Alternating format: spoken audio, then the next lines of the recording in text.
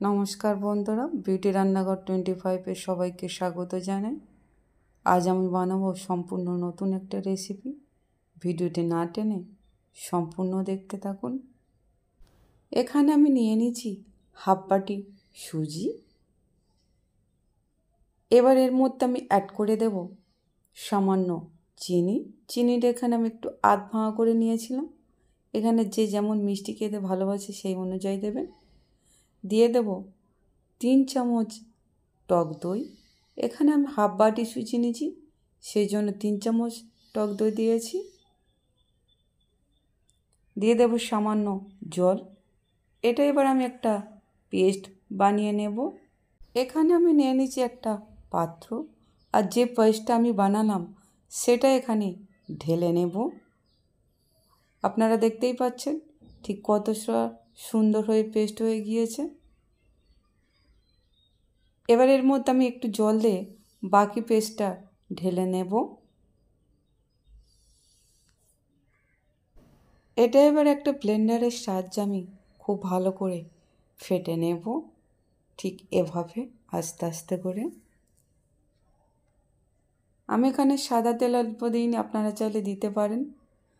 এটাও খুব ভালো করে আমার মেশানো হয়ে গিয়েছে।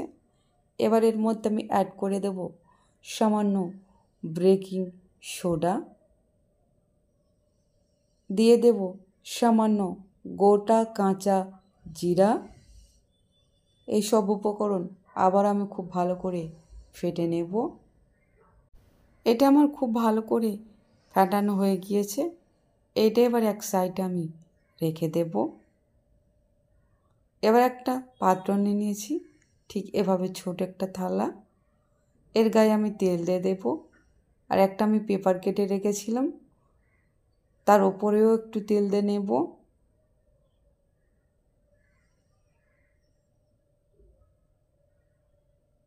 এবার যে ব্যাটারটা আমি গুলে রেখেছিলাম সেই ব্যাটারটা এখানে ঢেলে দেব। এবার এর ওপর থেকে আমি দিয়ে দেব একদম কুচি কুচি করে রাখা ধনেপাতা। এটা আমার দেওয়া হয়ে গেছে। এবার এর ওপর থেকে দিয়ে দেব সামান্য লঙ্কা গুঁড়ো, একদম না দেওয়ার মতো, খালি দেখতে সুন্দর লাগার জন্য। এটা সাইডে রেখে দেব। দিয়ে দেব কড়াইতে পরিমাণ মতো জল। এবার এর মধ্যে আমি বসিয়ে দেবো একটা স্ট্যান্ড।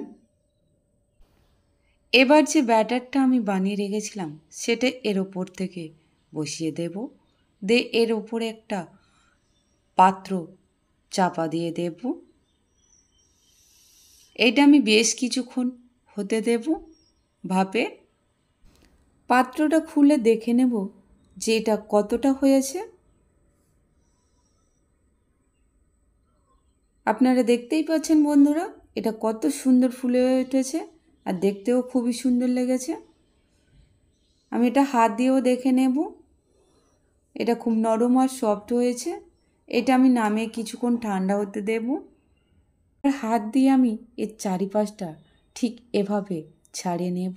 আপনারা দেখতেই পাচ্ছেন বন্ধুরা। এবার থালাটা উল্টে থালার ওপর ঘা দিয়ে আমি এটা ঢেলে নেব।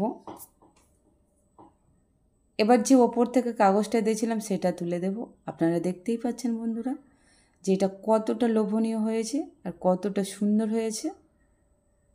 এবার এটা উল্টে একটা ছুরির সাহায্যে এটা আমি কেটে নেব।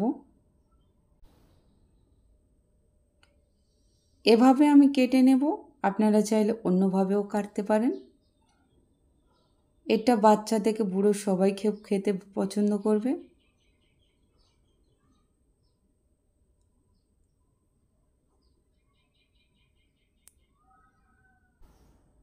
এটা আমার কাটা হয়ে গিয়েছে। ঠিক কতটা সুন্দর লাগছে দেখুন। একটা আমি হাত দিয়ে তুলে দেখিয়ে দেবো কতটা পন্সের মতো হয়েছে এটা একদম। এটা এবার আমি তেলে ফ্রাই করে নেব। দেখুন বন্ধুরা, এটা এমনিও খাওয়া যাবে, এটা বাচ্চাদের টিফিনেও দেওয়া যাবে। এবার একটা আমি প্যান নিয়ে নিয়েছি এটা ভাজার জন্য।